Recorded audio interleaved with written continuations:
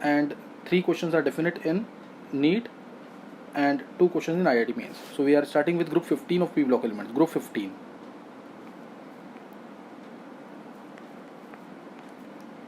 Group 15, nitrogen, phosphorus, arsenic, antimony, bismuth. These are the 5 elements.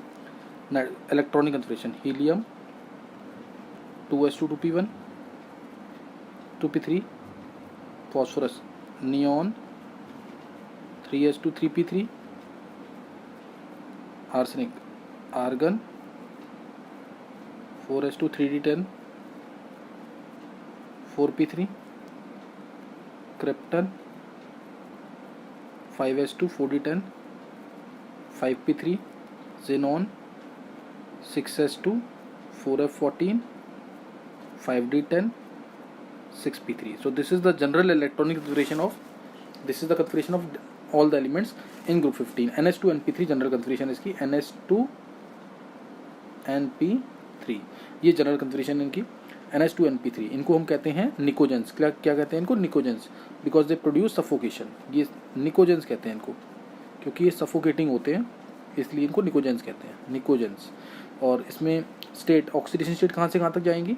Nitrogen 2,5 होता है तो -3 से लेकर +5 तक, -3 से लेकर +5 स्टेट तक जाएगी. नाइट्रोजन क्या होता है? 2,5, तो 3 इलेक्ट्रॉन गेन करेगा या 5 लूज करेगा, तो -3 से लेकर +5 स्टेट तक जा सकती हैं. नाइट्रोजन जो है +5 स्टेट शो करता है, +5, ये +5 शो करता है, +5 शो करेंगे. और अब ये आया जैसे नाइट्रोजन +5, -3 से +5 शो करेगा, सॉरी -3 से +5, -3 से +5 तक शो करेंगे. बस ये वाले जो एलिमेंट्स हैं आर्सेनिक, एंटीमनी, बिस्मिथ, इनमें क्या होगा? इसमें +5 स्टेट तो रहेगी, +5 रहेगी, लेकिन इसमें डी ऑर्बिटल्स जो आ गए हैं इनका कौन सा इफेक्ट है? पुअर. डी ऑर्बिटल का पुअर स्क्रीनिंग इफेक्ट है. इधर डी और एफ दोनों का पुअर स्क्रीनिंग इफेक्ट है, तो इसलिए ये क्या करेंगे? डी ऑर्बिटल्स का पुअर स्क्रीनिंग इफेक्ट है, इसलिए ये एस के इलेक्ट्रॉन्स को, ये डी के इलेक्ट्रॉन्स है और ये 3d के इलेक्ट्रॉन्स और ये 4s के इलेक्ट्रॉन्स को बहुत पावरफुली न्यूक्लियस अट्रैक्ट कर लेगा. ये 4s के इलेक्ट्रॉन्स है इसको, क्योंकि डी का स्क्रीनिंग इफेक्ट क्या है? पुअर है, तो 4s के जो इलेक्ट्रॉन्स हैं पावरफुली अट्रैक्टेड होंगे न्यूक्लियस की तरफ. तो अब ये सिर्फ 4p के ऊपर जो है 4p के इलेक्ट्रॉन्स 3 बाहर निकल सकते हैं और इसलिए स्टेट यहाँ +3 भी आ जाएगी. स्टेट क्या आ जाएगी? आर्सेनिक से +3 स्टेट आ जाएगी, +3. तो यहाँ पे अभी +5 भी है, +3 भी है. हाँ, स्टेबल +5 ही है, +5 भी आई, +3 भी आई, स्टेबल +5 है. नीचे जाने पर स्टेबल स्टेट क्या हो जाएगी? यहाँ पे स्टेबल स्टेट हो जाएगी +3. ये याद रखना है, इंपॉर्टेंट है. बिस्मिथ में स्टेबल स्टेट क्या आ जाएगी? +3. क्लियर? बिस्मिथ में स्टेबल स्टेट क्या आ जाएगी? +3. तो ये इसके अंदर ध्यान रखना है. इंपॉर्टेंट कन्फिग्रेशन मैंने यहाँ बता दिया. यहाँ पे ये कन्फिग्रेशन किसकी है? हमारे 15 ग्रुप एलिमेंट्स की, 15th ग्रुप एलिमेंट्स की. इनको हम निकोजेंस कहते हैं. तो ये सारी डिटेल पता होनी चाहिए. इसमें नाइट्रोजन और ये भी ध्यान रखना है, नाइट्रोजन और फॉस्फोरस ये दोनों क्या होते हैं? Non metals. ये नॉन मेटल्स हैं, नॉन मेटल्स. आर्सेनिक और एंटीमनी ये मेटलॉइड्स हैं, ये मेटलॉइड्स हैं. और bismuth is the only metal. Bismuth क्या है? मेटल है, बिस्मिथ मेटल है. तो ये इसके अंदर ध्यान रखना है. नेक्स्ट अब इसके अंदर हम पढ़ेंगे इसके क्या कहते हैं? Physical properties. Now physical properties of these elements, physical properties of these elements. तो एक एक करके फिजिकल प्रॉपर्टीज देखते हैं. फिजिकल प्रॉपर्टी से पहले एक बार अकरेंस और देख लेते हैं, ये कहाँ कहाँ पे अकर करते हैं ऑल दी. तो एक बार जल्दी से अकरेंस देख लेंगे इसके. अकरेंस क्या कहाँ कहाँ पे है नोट करेंगे एक बार.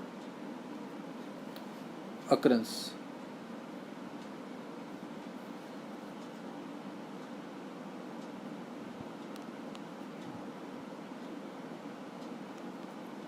इसका अकरेंस कहाँ कहाँ होगा वो चेक करेंगे.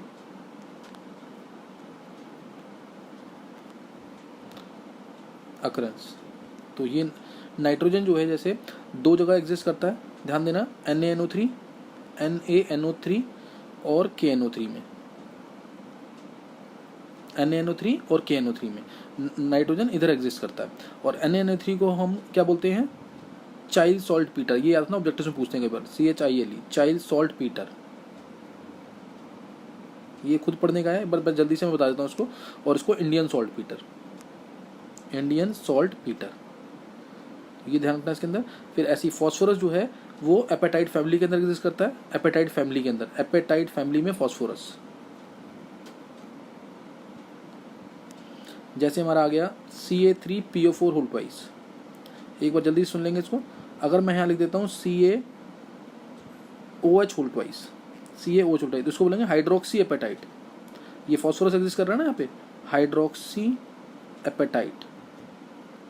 अब एक बार सुन लेंगे, यहाँ पे अगर OH की जगह Cl आ जाएगा, OH की जगह Cl आ गया तो क्लोराएपेटाइट बन जाएगा।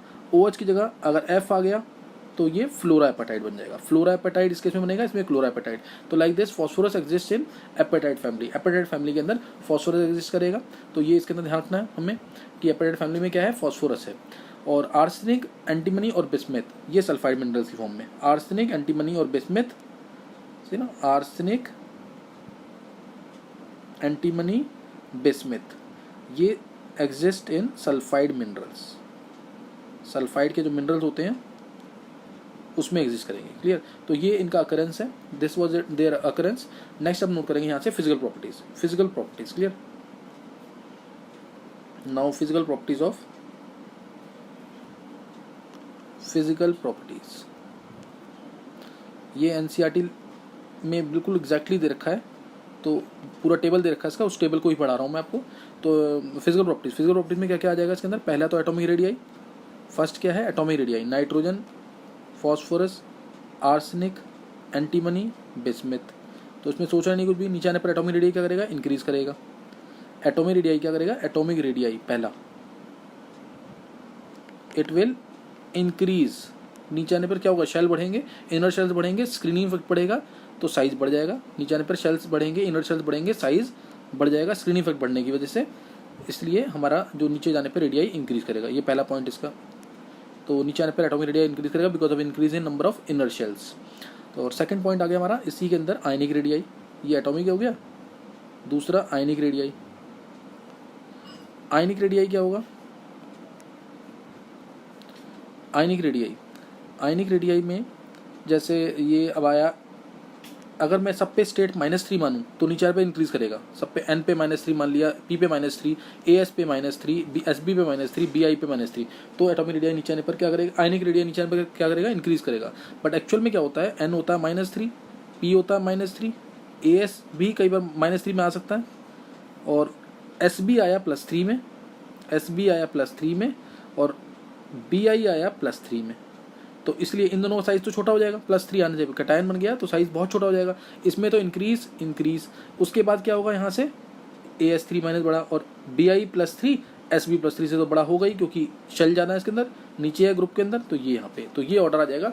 अगर ये आयनिक रेडियाई आयंस हमने ऐसे माने, अगर सब पे -3 मानते हैं तो आंसर आएगा नीचे आने पर इंक्रीज। और अगर प्रॉपरली हम आयंस जो जिस फॉर्म में एग्जिस्ट करता है तो आंसर ये आएगा। जितना ज़्यादा नेगेटिव चार्ज उतना बड़ा साइज, जितना ज़्यादा पॉजिटिव चार्ज उतना छोटा साइज। ये ध्यान रखना है। Atomic radii, ionisation. अब atomic radii, ionic radii. Next third term है यहाँ पे ionisation energy, ionisation energy. Ionisation energy तो वो तो पता है हमें कि आयनेशन एनर्जी जो है इसकी अपने पिछले ग्रुप से यानी कार्बन फैमिली से तो क्या होगा? ज़्यादा होगा, क्योंकि ये हाफ फील्ड है। अब हाफ फील्ड है, साइज भी छोटा है इसका, और अपने अगले ग्रुप से ऑक्सीजन फैमिली से भी इनका ज़्यादा ही रहता है आयनेशन एनर्जी, क्योंकि ये क्या है? हाफ फील्ड है। P3 कंसिडरेशन आ रही है ना, P3 हाफ फील्ड है तो आयनेशन एनर्जी इनकी ज़्यादा होगी। अब इसमें ग्रुप में नीचे आएंगे तो क्या होगा? साइज बढ़ेगा, तो आयनेशन एनर्जी क्या करेगी? डिक्रीज करेगी। आयनेशन एनर्जी डिक्रीज करेगी। इलेक्ट्रॉन को बाहर निकालने की टेंडेंसी वो क्या करेगी? डिक्रीज करेगी। इलेक्ट्रॉन को बाहर निकाल के इन्फिनिटी पे ले जाना, तो वो उसके लिए हीट करना पड़ेगा। बिस्मथ में सबसे कम हीट करना पड़ेगा, तो उसकी आयनेशन एनर्जी सबसे कम, क्योंकि साइज बड़ा है। Ionisation energy decrease, size is inversely proportional to ionisation energy. Exception case देखते हैं हाफ फील्ड या फुल फील्ड वाले। तो ये ध्यान रखना। आयनेशन एनर्जी का हो गया, एटॉमिक रेडियाई होगा, आयनिक रेडियाई होगा, आयनेशन एनर्जी हो गया, थर्ड हो गया। फोर्थ आ गया हमारा जैसे इलेक्ट्रॉन नेगेटिविटी। इलेक्ट्रॉन नेगेटिविटी भी नीचे आने पर क्या करेगी? डिक्रीज करेगी। इलेक्ट्रॉन नेगेटिविटी भी नीचे आने पर डिक्रीज करेगी। ये पीरियोडिक में कर रखा है सबने।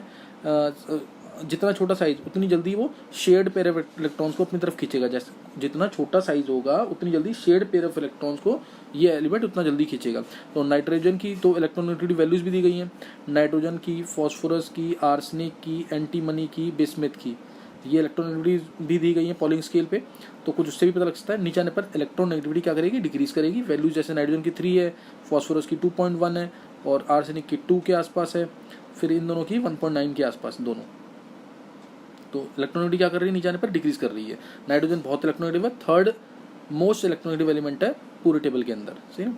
तो ये इलेक्ट्रोनेगेटिविटी डिक्रीज कर रही है because of increase in size, तो ये भी डिक्रीज कर जाएगी। फिफ्थ इलेक्ट्रोनेगेटिविटी के बाद नेक्स्ट पॉइंट आ जाएगा हमारा electron affinity.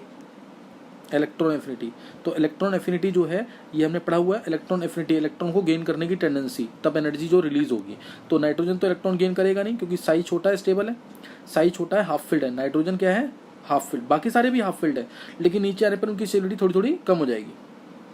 All are half filled and stable, लेकिन नीचे आने पर हाफ फील्ड की जो स्टेबिलिटी है वो कम होती है। क्यों कम होती है स्टेबिलिटी, क्योंकि साइज बढ़ गया है, साइज बढ़ गया तो स्टेबिलिटी थोड़ी सी कम हो जाती है। तो इसलिए इलेक्ट्रॉन एफिनिटी जो है, वैसे रेगुलरली क्या करना चाहिए, साइज जो होता है इन्वर्सली प्रोपोर्शनल होता है, साइज जो होता है इन्वर्सली प्रोपोर्शनल होता है इलेक्ट्रॉन एफिनिटी के, लेकिन इस केस में नहीं हो पाएगा because of P3 configuration, not in this case. इस केस में नहीं होगा, ये हमेशा होता है, लेकिन not in this case. Nitrogen जो है इसकी इलेक्ट्रॉन एफिनिटी सबसे कम है क्योंकि ये हाफ फील्ड है, P3 कन्फिगरेशन थी इसकी। नाइट्रोजन क्या था, 1s2 2s2, helium 2s2 2p3 था, ये 2p3 हाफ फील्ड है, बाकी सारे भी हाफ फील्ड हैं, लेकिन नीचे आने पर स्टेबिलिटी हाफ फील्ड की डिक्रीज करती है। इसलिए इलेक्ट्रॉन को गेन करने की टेंडेंसी, इलेक्ट्रॉन को गेन करने की टेंडेंसी क्या होगी, बढ़ जाएगी। तो इसलिए बिस्मथ जो है सबसे जल्दी इलेक्ट्रॉन गेन करेगा। वैल्यूज भी अगर चाहें तो वैल्यूज भी इनकी दी गई हैं, वैल्यूज जैसे nitrogen, phosphorus, arsenic, antimony, bismuth. Values भी अप्रॉक्सीमेटली, जैसे इसकी +31 है तो इसकी -74 है, इसकी -70, ये एनर्जी रिलीज हो रही है इनमें। नाइट्रोजन में इलेक्ट्रॉन ऐड करना है तो हमें एनर्जी देनी पड़ेगी, इसमें -101 है, -110 के आसपास, ये ऐसे वैल्यूज कुछ दी गई हैं। तो सबसे ज़्यादा एनर्जी कौन रिलीज कर रहा है, बिस्मथ। बिस्मथ सबसे ज़्यादा इलेक्ट्रॉन एफिनिटी रिलीज कर रहा है, इलेक्ट्रॉन एनर्जी रिलीज कर रहा है, इसलिए बिस्मथ की इलेक्ट्रॉन एफिनिटी सबसे ज़्यादा। तो ये ध्यान रखना केस, ये उल्टा हो रहा है। बाकी सब ग्रुप्स में क्या होता है, ऊपर से नीचे डिक्रीज करती है, यहाँ पे इंक्रीज हो रही है क्योंकि हाफ फील्ड है नाइट्रोजन। तो इलेक्ट्रॉन एफिनिटी का इंपॉर्टेंट केस था ये। तो यहाँ पे हमने इलेक्ट्रॉन एफिनिटी भी डिस्कस कर लिया। फिफ्थ प्रॉपर्टी नेक्स्ट नोट करेंगे आगे। नेक्स्ट आ गया जैसे मेल्टिंग पॉइंट की बात करें, मेल्टिंग पॉइंट।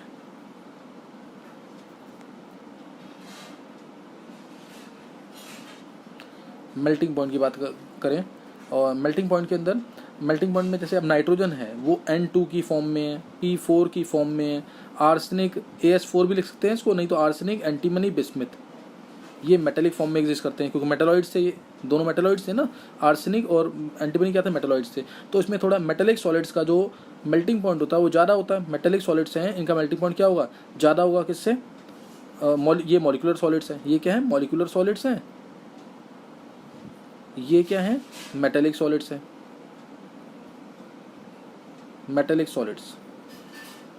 तो इसलिए इनका जो मेल्टिंग पॉइंट है वो ज़्यादा होगा। आर्सेनिक, एंटीमनी, बिस्मथ का मेल्टिंग पॉइंट ज़्यादा होगा किससे, N2 और P4 से। और N2 और P4 में किससे ज़्यादा होगा, फॉस्फोरस का, क्योंकि ये वैंडल फोर्सेस ज़्यादा स्ट्रॉन्ग होंगे, मॉलिक्यूलर मास ज़्यादा है, वैंडल फोर्सेस क्या होंगे, P4 के ज़्यादा स्ट्रॉन्ग होंगे एज कम्पेयर टू N2। और वैसे भी हम बोलते हैं phosphorus is solid at room temperature और N2 तो गैस होता है।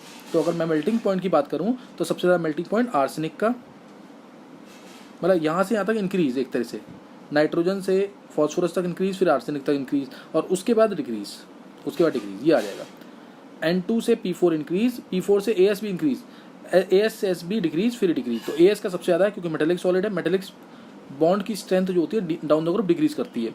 आर्सेनिक, फिर एंटीमनी, फिर बिस्मथ आ जाएगा, और उसके बाद आएगा फॉस्फोरस, फिर नाइट्रोजन। ये मेल्टिंग पॉइंट का आंसर होगा। Clear, this is the melting point, ये मेल्टिंग पॉइंट का आएगा। और बॉइलिंग पॉइंट में, बॉइलिंग पॉइंट में regular increase down the group, boiling point में क्या होगा, regular increase down the group, बस लास्ट में जाकर थोड़ा सा कम हो जाएगा। बिस्मथ की बॉन्ड बनाने की टेंडेंसी कम होती है, 3 बॉन्ड बनाता है due to inert pair effect. तो इसमें अगर मैं बॉइलिंग पॉइंट की बात करूं तो सबसे ज़्यादा हमारा आ जाएगा SB का, आना चाहिए BE का, SB का, फिर AS का, फिर फॉस्फोरस का, लीस्ट नाइट्रोजन का होगा। लेकिन हाँ, SB AS, SB और AS की बात करें तो बस SB के बाद BI आएगा, थोड़ा सा चेंज हो जाएगा यहाँ पे, SB BI, due to increase in van der Waals forces, van der Waals forces down the group. Down the group क्या करते हैं, वैन डर फोर्सेस इंक्रीज करते हैं, इस वजह से होगा। N2 P4 van der size बढ़ेगा, सरफेस एरिया बढ़ेगा, तो वैन डर फोर्सेस बढ़ते हैं, इसलिए बॉइलिंग पॉइंट का आंसर ये आ जाएगा। क्लियर, ये मेल्टिंग पॉइंट बता दिया, बॉइलिंग पॉइंट बता दिया। तो ये हमारे थे लगभग फिजिकल प्रॉपर्टीज थे, फिजिकल प्रॉपर्टीज थे। और डेंसिटी एक और रह गया, डेंसिटी। डेंसिटी तो दिमाग में रखना, डेंसिटी ज़्यादातर हर ग्रुप में बढ़ती है। तो डेंसिटी बढ़ेगी, क्योंकि डेंसिटी क्या होती है, मास बाय वॉल्यूम, मास ज़्यादा बढ़ता है देन वॉल्यूम, तो density will increase down the group. तो सबसे ज़्यादा डेंसिटी किसकी आ जाएगी, बिस्मथ की, bismuth highest density, highest density, इसकी हाईएस्ट डेंसिटी होगी। तो ये ध्यान रखना है, ये इंपॉर्टेंट चीज़ यहाँ पे हमने डिस्कस की है।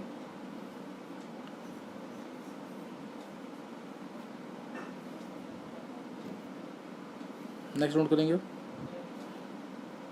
केमिकल प्रॉपर्टीज़, या एक और लिख लेते हैं एनोमलस बिहेवियर लिख लेते हैं पहले। एनोमलस बिहेवियर, थोड़ा सा स्टेट्स के बारे में पढ़ के फिर एनोमलस, ये एनसीईआरटी से पढ़ रहे हैं पूरा हम। एनोमलस बिहेवियर, एनोमलस बिहेवियर ये हमने भी 11th में भी किया हुआ है। Anomalous behaviour means different behaviour. अगर मैं बात करूँ नाइट्रोजन की, nitrogen shows anomalous behaviour, nitrogen shows anomalous behaviour. क्यों शो कर रहा है एनोमलस बिहेवियर, क्योंकि साइज छोटा है इसका। रीज़न क्या है इसका, साइज स्मॉल, साइज स्मॉल, दूसरा हाई इलेक्ट्रोनेगेटिविटी,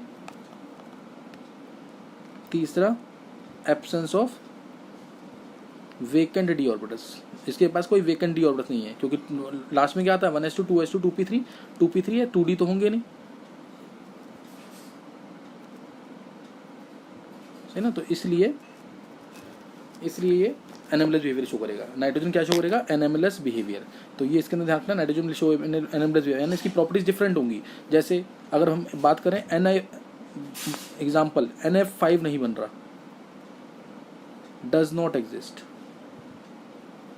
लेकिन इसके अलावा जितने भी एलिमेंट्स हैं PF5, ASF5, BIF5 सारे एग्जिस्ट करते हैं, NF5 एग्जिस्ट नहीं कर रहा। तो इस तरीके की प्रॉपर्टीज हैं। दूसरा, नाइट्रोजन साइज छोटा है, नाइट्रोजन स्मॉल साइज है, इसलिए ये स्मॉल साइज है, तो it can form multiple bonds, जिसे हम क्या बोलते हैं, पी पाई मल्टीपल बॉन्ड्स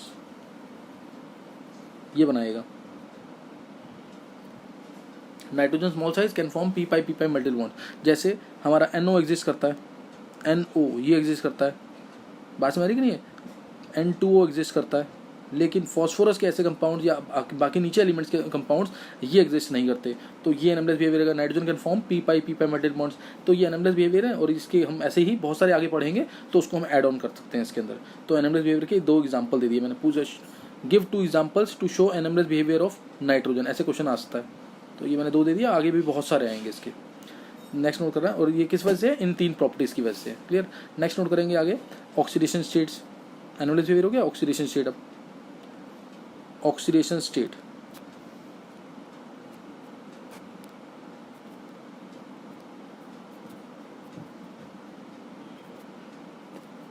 ऑक्सीडेशन स्टेट। तो ऑक्सीडेशन स्टेट के अंदर जैसे अब नाइट्रोजन है, ये बता दिया मैंने, nitrogen, phosphorus, arsenic, antimony, bismuth. Nitrogen show करेगा 2,5 होता है ये। अगर मैं सिंपल सा देखूँ कन्फिग्रेशन इसका, -3 से लेके +5 स्टेट तक, -3 से +5 तक। तो यहाँ पे नीचे मैंने बता दिया अभी आपको, +5 स्टेबल, +3 से, +5 स्टेबल है, +3 से, +5 उल्टा हो जाएगा +3 से। All this is due to inert pair effect. किसकी वजह से, ये इनर्ट पेयर इफेक्ट की वजह से, inert pair effect.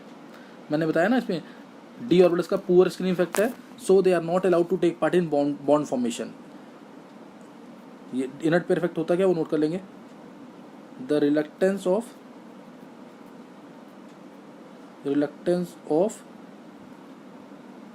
s electrons to take part in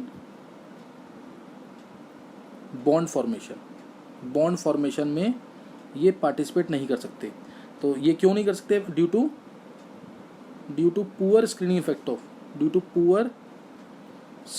effect of D and F subshells.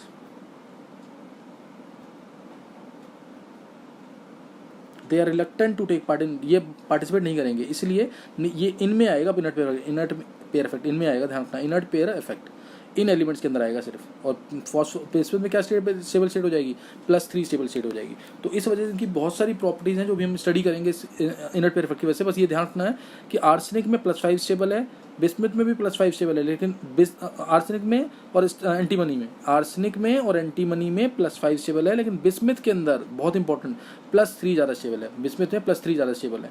तो इस वजह से ये होगा कि आर्सेनिक +3 जो है ये +5 में जाने की कोशिश करेगा, +5 में जाने की कोशिश करेगा, इसलिए ये कौन सा एजेंट होगा, ये होगा हमारा रिड्यूसिंग एजेंट। ये पूछते हैं ऐसे, आर्सेनिक +3 में रिड्यूसिंग एजेंट क्यों है, क्योंकि इसकी +3 ज़्यादा स्टेबल स्टेट है, +5 ज़्यादा स्टेबल स्टेट है, आर्सेनिक की +5 स्टेट ज़्यादा स्टेबल है, इसीलिए 2 इलेक्ट्रॉन लूज करके कहाँ जाएगा, हायर स्टेट में। जो इलेक्ट्रॉन लूज करता है कौन सा एजेंट होता है, रिड्यूसिंग एजेंट, इसलिए arsenic +3 acts as reducing agent, arsenic +3 acts as reducing agent. ऐसे ही अगर मैं बात करूँ बिस्मिथ की, बिस्मिथ +5 अगर है तो ये कौन सा एजेंट होगा, bismuth +5 will act as oxidising agent. क्यों, क्योंकि ये तो हाईएस्ट स्टेट है, हाईएस्ट स्टेट है तो ये स्टेट क्या करेगा, कम करेगा, कम करेगा तो कौन सा एजेंट हो जाएगा, कम करेगा तो कौन सा एजेंट हो जाएगा, ऑक्सीडाइजिंग एजेंट। ये अपना ये क्वेश्चन आता है पेपर के अंदर, arsenic +3 acts as reducing agent but bismuth +5 acts as oxidising agent. Why, क्योंकि आर्सेनिक की +5 स्टेबल स्टेट है, इसलिए इलेक्ट्रॉन लूज करके ये रिड्यूसिंग एजेंट बन जाएगा, और बिस्मिथ +5 की +3 स्टेबल स्टेट है तो इलेक्ट्रॉन गेन करके ये ऑक्सीडाइजिंग एजेंट बन जाएगा। एक वर्ड में आंसर बोलें तो due to inert pair effect, inert pair effect की वजह से ऐसा होता है। क्लियर, इनर्ट पेयर इफेक्ट की वजह से ऐसा हो जाता है, तो ये इसके अंदर ध्यान रखना है। अब नेक्स्ट नोट करेंगे इसी के अंदर भी आगे थोड़ा सा, जितनी भी इंटरमीडिएट स्टेट्स होंगी नाइट्रोजन की, जितनी भी इंटरमीडिएट स्टेट्स होंगी नाइट्रोजन की,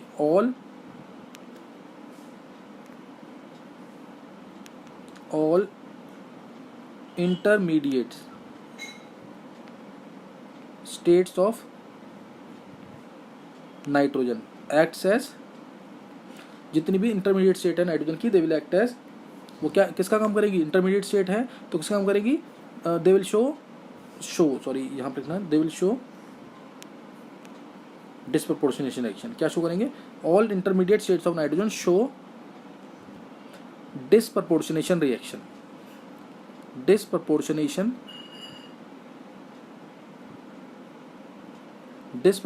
रिएक्शन। ये क्या होती है, जिसमें एक ही एलिमेंट ऑक्सीडाइज भी होगा और रिड्यूस भी होगा, सेम एलिमेंट ऑक्सीडाइज भी होगा और रिड्यूस भी होगा। जैसे एग्जांपल इन, ये कौन से मीडियम में, इन एसिडिक मीडियम, ये याद ना, in acidic medium.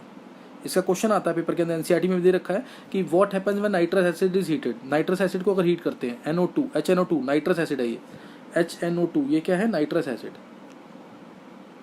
HNO2 this is called as nitrous acid. इसमें नाइट्रोजन की स्टेट क्या है, +3, 1 + x 1 + x -4 = 0, तो +3 स्टेट है, तो ये इंटरमीडिएट स्टेट है, तो ये खुद ही एसिड है, तो मीडियम क्या हो गया, एसिडिक हो गया एक तरह से। तो HNO2 को अगर हीट करते हैं हम हल्का सा तो क्या मिलेगा, डिस्प्रपोर्शनेशन, HNO3 मिलेगा, N की स्टेट यहाँ क्या हो गई, +5 और +NO। तो ये इंपॉर्टेंट चीज़ है। क्वेश्चन क्या आएगा, what happens when nitrous acid is heated. Nitrous acid को हीट करेंगे तो क्या होगा, इसको हीट करेंगे तो HNO3 मिलेगा, nitric acid +NO, nitric acid मिल जाएगा प्लस नाइट्रिक ऑक्साइड। क्लियर होगी बात कि नहीं है, तो ये इंपॉर्टेंट क्वेश्चन है, बहुत ध्यान रखना एनसीईआरटी का। What happens when nitrous acid is heated.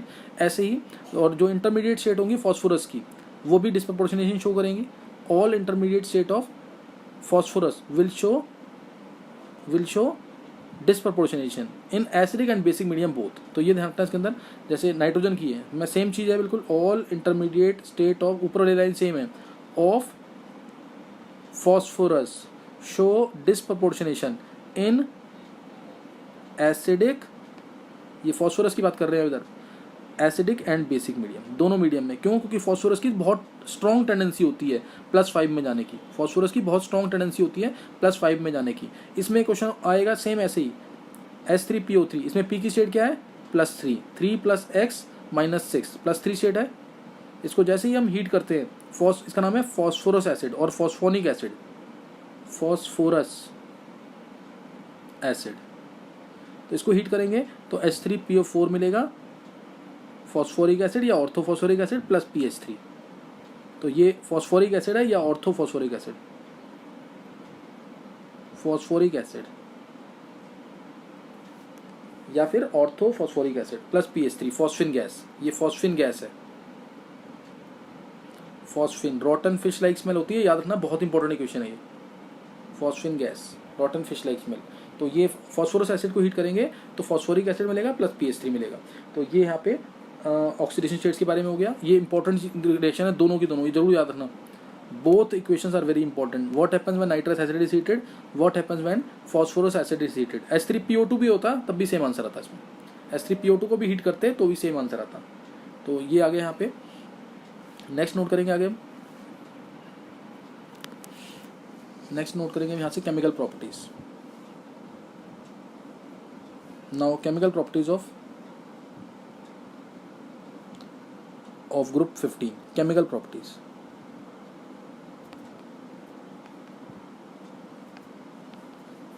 Chemical properties के अंदर फर्स्ट नोट करेंगे यहाँ पे chemical properties, reactivity towards oxygen, reaction with oxygen. Reaction में ऑक्सीजन से रिएक्ट करेंगे तो क्या बनेगा इनमें, एक एग्जांपल दिमाग में सोचना, जैसे नाइट्रोजन है तो क्या बनाएगा N2O3 N2O5, ऐसे ही बाकी एलिमेंट्स भी बनाएंगे। क्लियर। तो E2O3 और E2O5 they will form reaction with oxygen, they will form oxides E2O3 E2O5, जैसे P2O3 P2O5, N2O3 N2O5, इस टाइप के ऑक्साइड्स बनाएंगे। Clear. They will form oxide like this. Nitrogen जो है इसमें, but nitrogen can also form N2O, NO।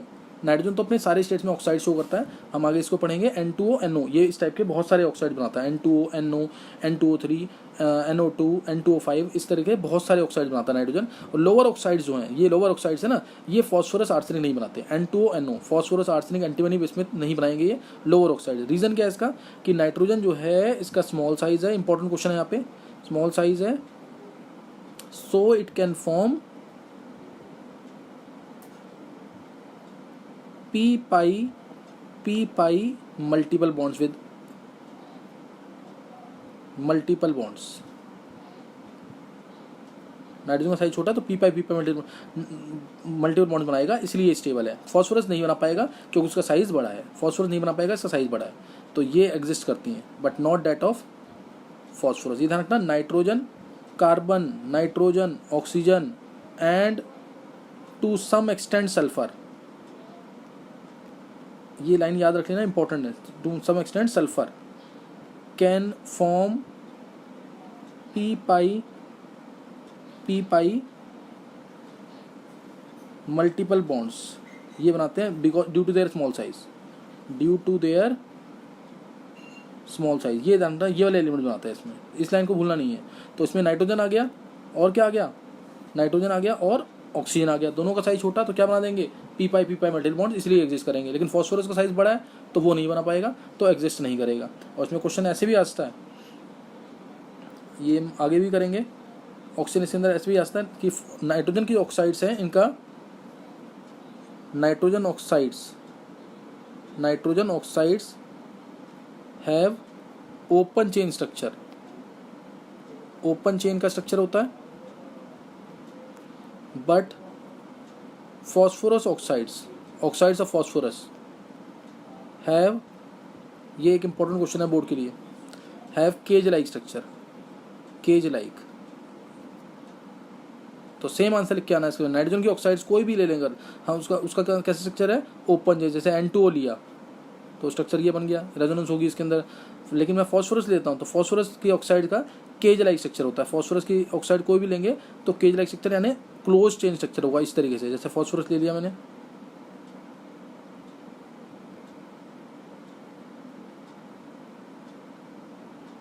ये ले लिया मैंने, तो इसका स्ट्रक्चर कैसा बना, केज लाइक। ये P4O6 है, स्ट्रक्चर कैसा है, केज लाइक स्ट्रक्चर है। क्यों, क्योंकि phosphorus can not form multiple bonds due to its large size.